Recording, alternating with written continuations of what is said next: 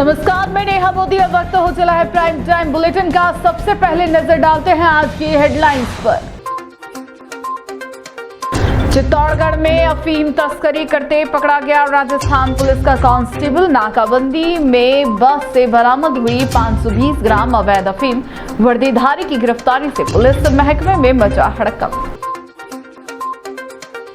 Gangrar toll पर RTO inspector और truck driver में झड़प, वीडियो वायरल। महिला अफसर की सख्ती पर उठा सवाल। सोशल मीडिया पर बवाल, कानून के नाम पर मारपीट या कर्तव्य की सीमा, जांच की उठी मांग। उदयपुर कलेक्ट्रेट पर आदिवासी समाज का जोरदार प्रदर्शन। सांसद राजकुमार रोत ने भाजपा पर लगाए गंभीर आरोप। वक्फ बोर्ड विधेयक व अनुसूचित क्षेत्र अधिकारों को लेकर उभरा आक्रोश। अब खबरें विस्तार से।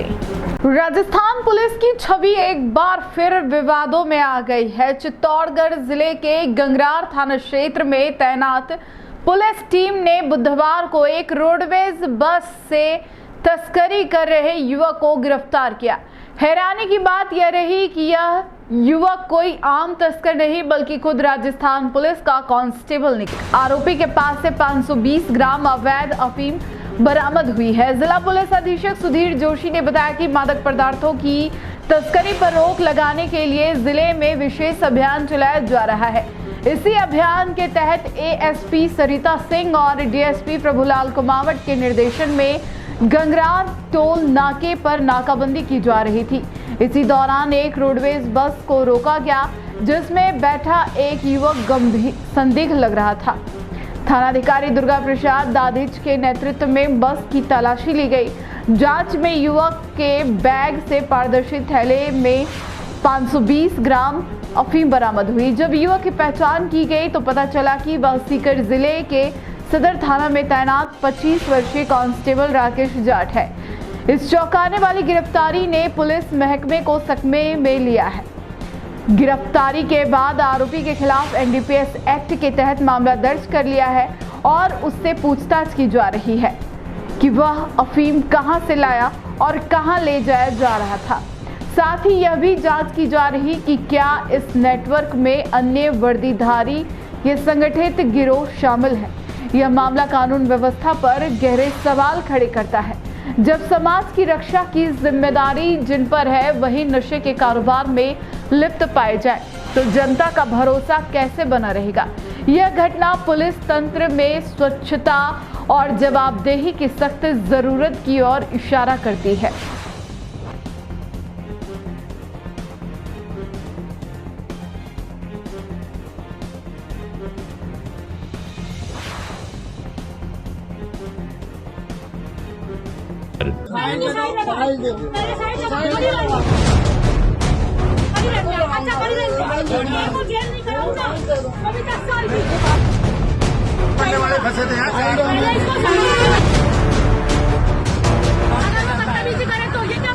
वो इतना पीटना भी तो गलत है ना।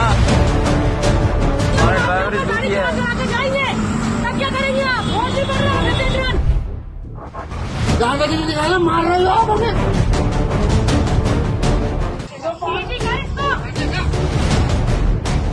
बेलवाड़ा वाला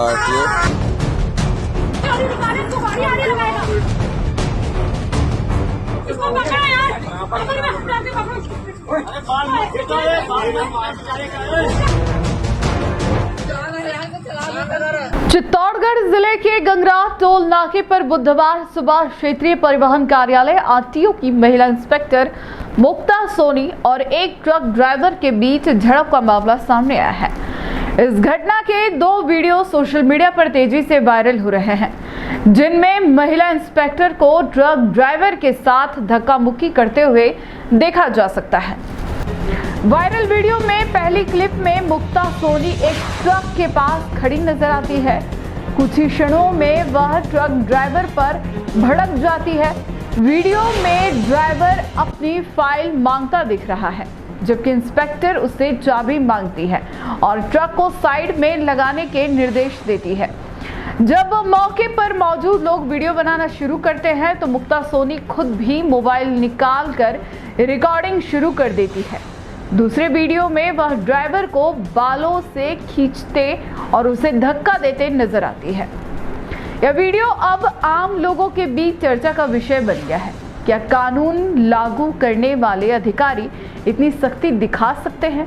ट्रक ड्राइवर की पहचान उत्तर प्रदेश निवासी नाजिम खान के रूप में हुई है, जो जयपुर से मुंबई की ओर माल लेकर जा रहा था। गंगरार थाने के प्रभारी डीपी दादिच ने बताया कि मुक्ता सोनी आरटीओ की उड़नदस्ता टीम के साथ चेकिंग कर रही थी। इसी दौरान ड्राइवर ने ट्रक को सड़क के बीच खड़ा कर दिया और कथित तौर पर चाबी लेकर भागने की कोशिश की। टीम ने उसे पकड़कर ट्रक साइड में लगवाया और पुलिस को बुलाकर सुपुर्द कर दिया। ड्राइवर को शांति भंग की आशंका में धारा 151 के तहत पाबंद किया गया। आरटीओ इंस्पेक्टर मुक्ता सोनी ने सफाई में बताया कि ड्राइवर को रुकने का इशारा किया गया था, लेकिन वह तेज रफ्तार से ट्रक चलाकर बीच सड़क में रोक देता है और फिर भागने लगता है। उनका कहना है कि ट्रक से अगर किसी को टक्कर लग जाती तो मामला हिट एंड रन का बनता।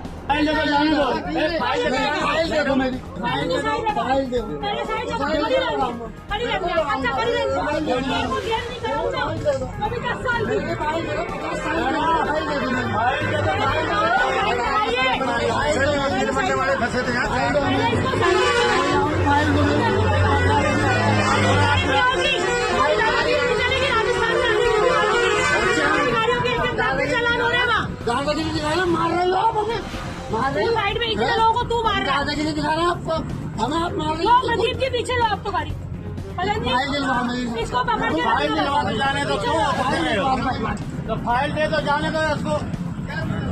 आपसे कहने से चलेंगे, कोई आपके घर पे चोरी करके चला जाए तो उसको जाने दे। क्या हो रहा है? कोई मर्डर करके चला जाए उसको जाने दे। अगर वो बदतमीजी करे तो ये क्या बात हुई? और इतना पीटना भी तो गलत है ना, जिस हिसाब से आपने इसको पीटा है। सारे ड्राइवर ही झूठी है। जाइए, तब क्या करेंगे आप? और भी बढ़ रहा है हिट एंड रन। उन्होंने यह भी आरोप लगाया कि ड्राइवर ने टायरों के बीच लेटकर चालान से बचने की कोशिश की और उनके साथ अभद्रता भी की। यह पहली बार नहीं जब चित्तौड़गढ़ में आरटीओ अधिकारियों पर ट्रक चालकों से टकराव के मामले सामने आए हो। इससे पहले भी जबरन वसूली और अभद्रता के आरोप लगते रहे हैं। अब इस ताजा घटना के बाद सोशल मीडिया पर लोगों ने अफसर की कार्यशैली पर सवाल खड़े करते हुए निष्पक्ष जांच की मांग की है। इस मामले को लेकर जिला परिवहन अधिकारी दयाशंकर गुप्ता और प्रादेशिक परिवहन अधिकारी नेमीचंद पारिक से संपर्क करने की कोशिश की गई, लेकिन दोनों ने कॉल रिसीव नहीं किया। एआरटीओ ओम प्रकाश बैरवा ने कहा कि वे बीते 5 दिनों से जिले से बाहर हैं। ऐसे में अब तक प्रशासनिक स्तर पर कोई स्पष्ट बयान सामने नहीं आया है। अब सबसे बड़ा सवाल यही है कि क्या कानून लागू करने के नाम पर किसी अधिकारी को हाथापाई और सार्वजनिक रूप से अपमान करने का अधिकार है? क्या एक महिला अफसर की यह प्रतिक्रिया पेशेवर मर्यादा के भीतर थी या सत्ता का दुरुपयोग? इस वायरल वीडियो ने आरटीओ विभाग की साख पर एक बार फिर सवालिया निशान लगा दिया है। टी न्यूज़ राजस्थान इस वायरल वीडियो की पुष्टि नहीं करता, लेकिन यह घटना एक बार फिर यह सोचने पर मजबूर करती है कि सड़क पर कानून का पालन करने वाले की आड़ में क्या अत्यधिक बल प्रयोग जायज है?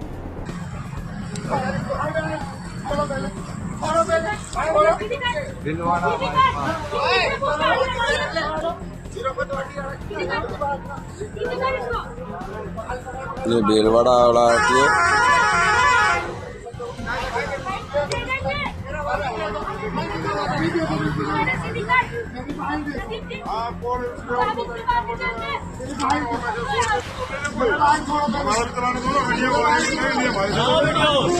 हाँ, ये चित्तौड़ वाला आरटीओ मैडम के चलाना तो कोई पैसे ले लेगा साहब। उठाओ यार, तुम सारे पैसे लगे उठाओ यार इसको। पैसे ले लेगा।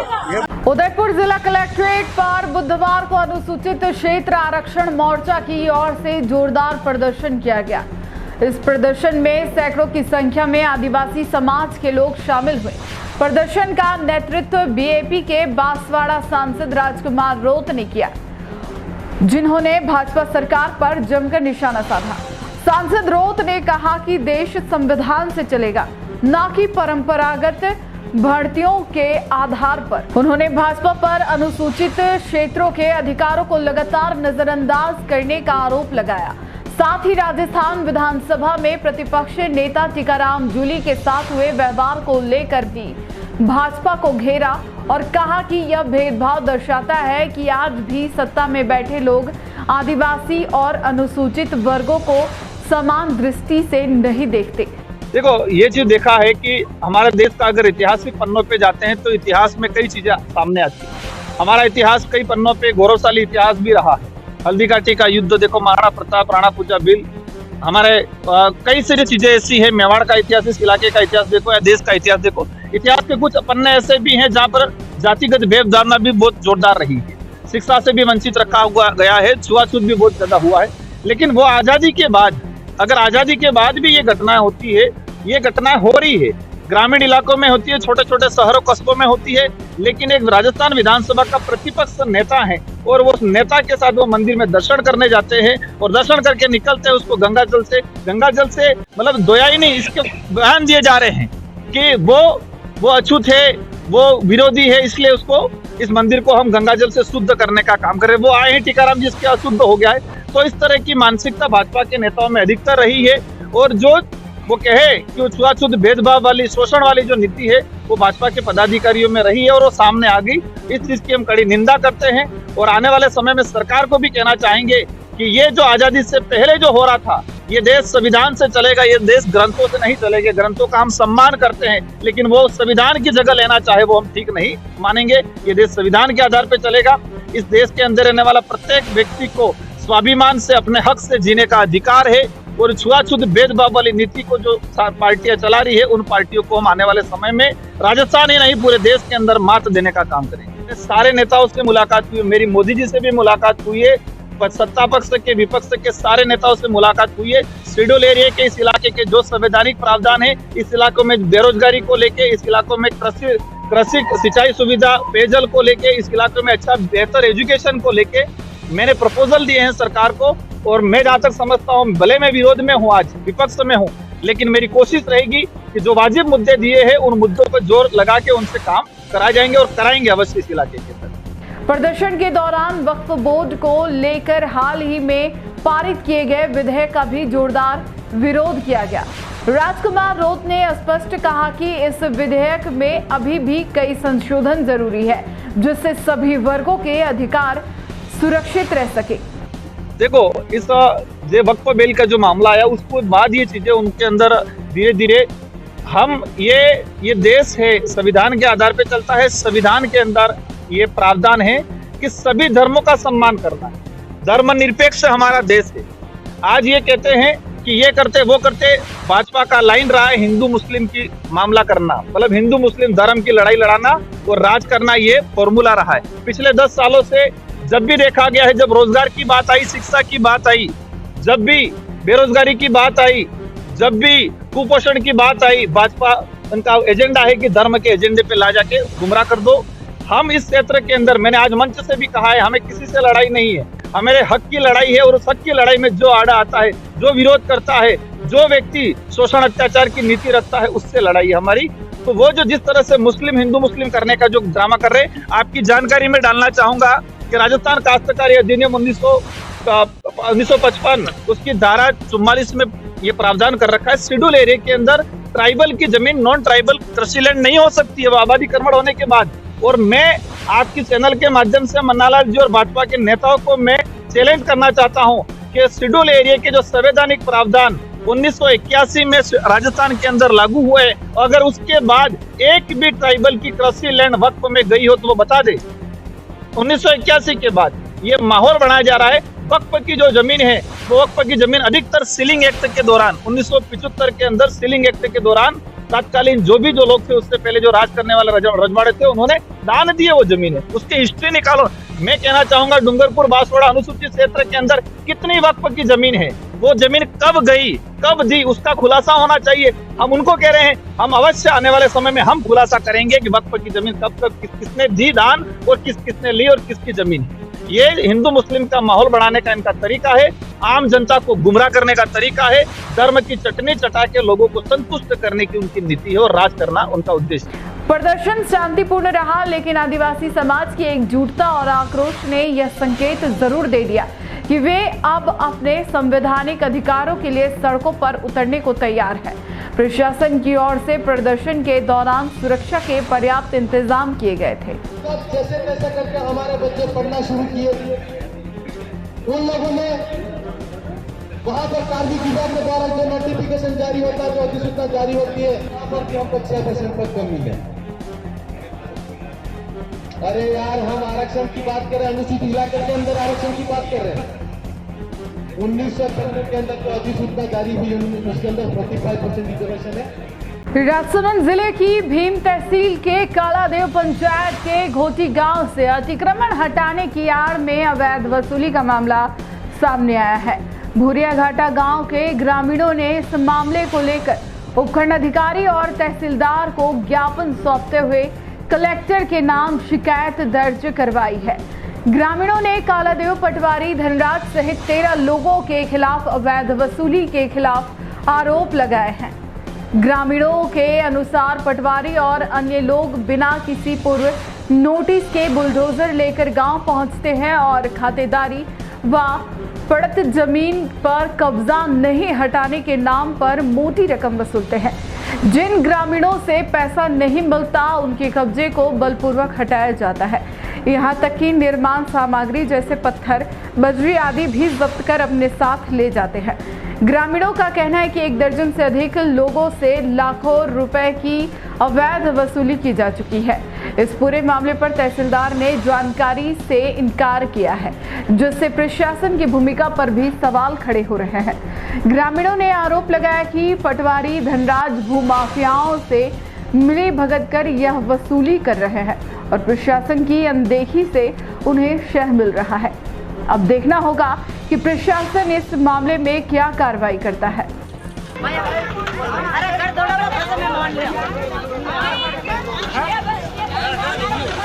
ज्यादा लगे पत्थर लेके सामने हो जाएगा।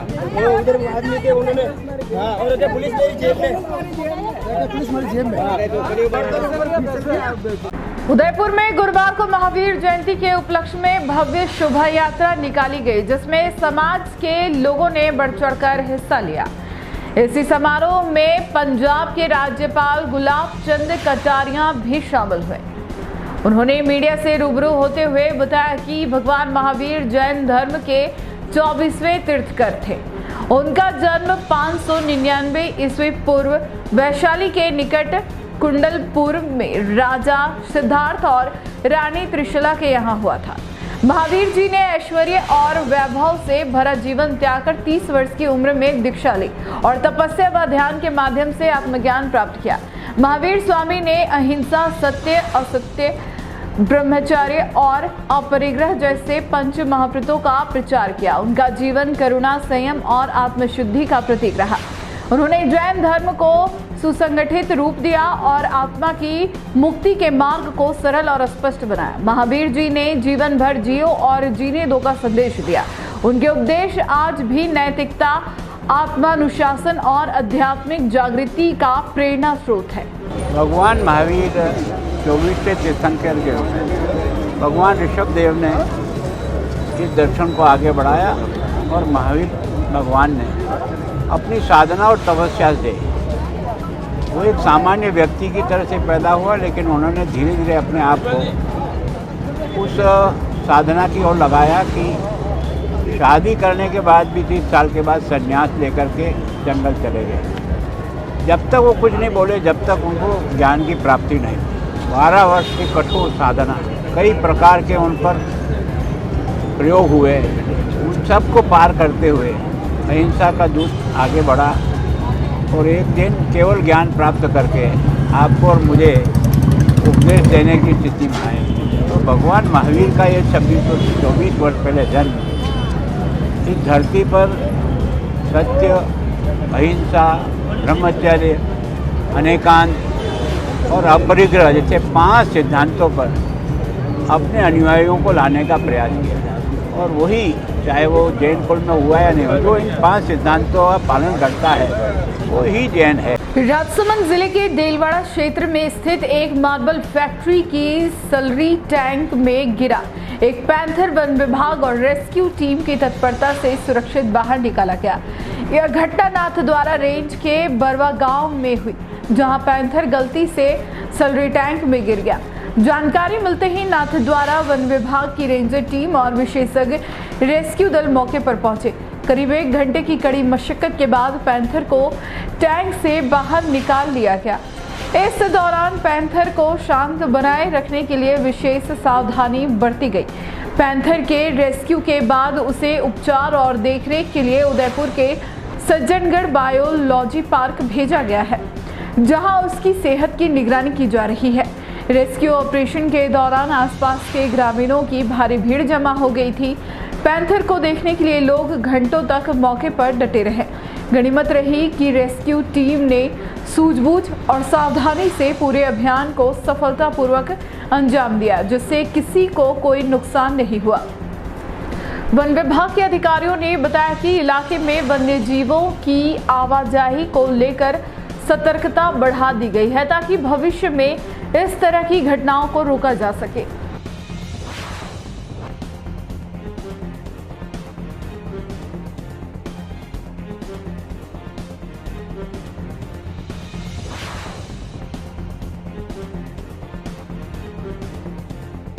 उदयपुर में जैन धर्म के 24वें तीर्थकर देवाधिदेव 1008 श्री महावीर स्वामी भगवान का 2624वां जन्म कल्याणक महोत्सव उदयपुर में श्रद्धा और उल्लास के साथ मनाया गया।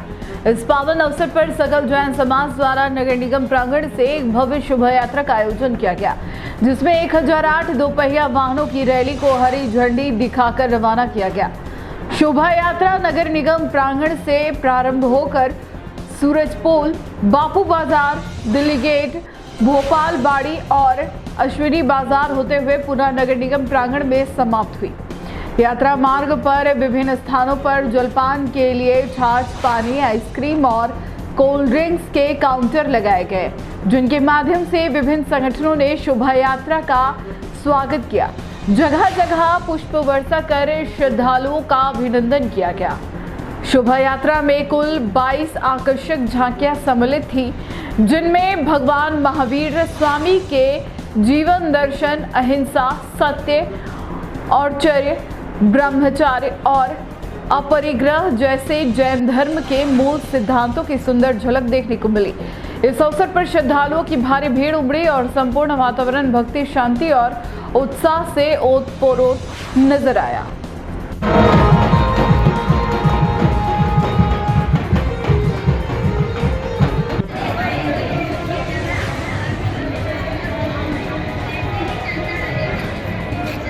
बहुत बहुत स्वागत, बहुत बहुत अभिनंदन। श्री गुरु भगवान की तरफ से।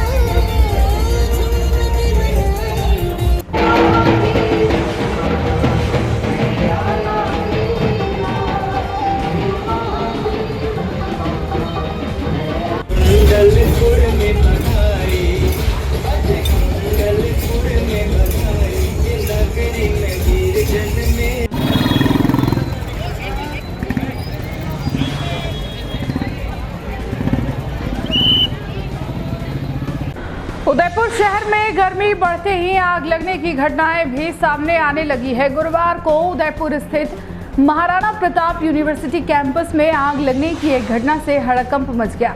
यह आग यूनिवर्सिटी के प्रशासनिक भवन के बाहर स्थित सूखी घास में लगी, जो तेजी से फैलने लगी। आग की लपटें उठती देख परिसर में मौजूद कर्मचारियों और छात्रों के बीच अफरा तफरी मच गई। तुरंत फायर ब्रिगेड को सूचना दी गई, जिस पर दमकल की गाड़ियां मौके पर पहुंची। दमकल कर्मियों ने कड़ी मशक्कत कर आग पर काबू पाया और बड़ा हादसा होने से टाल दिया। गनीमत रही कि आग सिर्फ घास फूस तक ही सीमित रही और किसी भी प्रकार की जनहानि या संपत्ति का नुकसान नहीं हुआ। प्रारंभिक जानकारी के अनुसार आग लगने का कारण तेज गर्मी और सूखी घास में अचानक लगी चिंगारी हो सकती है। प्रशासन ने घटना के बाद परिसर में सतर्कता बढ़ाने और आग से बचाव के इंतजामों को मजबूत करने के निर्देश दिए हैं। वहीं अग्निशमन विभाग ने लोगों से अपील की है कि गर्मी के मौसम में सावधानी बरतें और सूखी जगहों पर आग से बचें।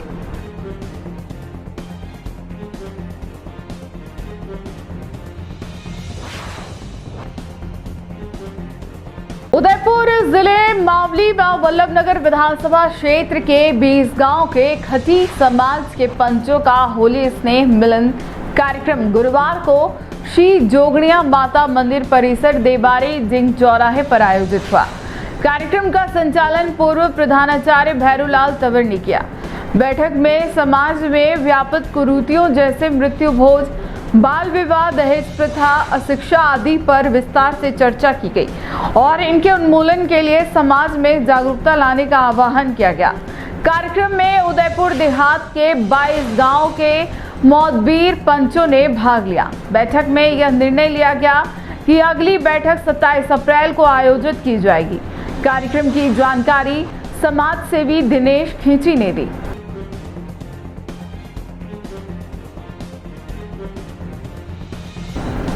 टी न्यूज राजस्थान के बुलेटिन में फिलहाल अब तक के लिए इतना ही। आइए चलते चलते फिर से नजर डालते हैं आज की टॉप हेडलाइंस पर। चित्तौड़गढ़ में अफीम तस्करी करते पकड़ा गया राजस्थान पुलिस का कांस्टेबल। नाकाबंदी में बस से बरामद हुई 520 ग्राम अवैध अफीम। वर्दीधारी की गिरफ्तारी से पुलिस महकमे में मचा हड़कंप। गंगरार टोल पर आरटीओ इंस्पेक्टर और ट्रक ड्राइवर में झड़प, वीडियो वायरल। महिला अफसर की सख्ती पर उठा सवाल। सोशल मीडिया पर बवाल, कानून के नाम पर मारपीट या कर्तव्य की सीमा, जांच की उठी मांग। उदयपुर कलेक्ट्रेट पर आदिवासी समाज का जोरदार प्रदर्शन। सांसद राजकुमार रोत ने भाजपा पर लगाए गंभीर आरोप। वक्फ बोर्ड विधेयक व अनुसूचित क्षेत्र अधिकारों को लेकर उभरा आक्रोश। आज के बुलेटिन में इतना ही। अब दीजिए इजाजत नेहा मोदी को। ऐसी ही तमाम बड़ी खबरें देखने के लिए बने रहिए टी न्यूज राजस्थान के साथ। नमस्कार।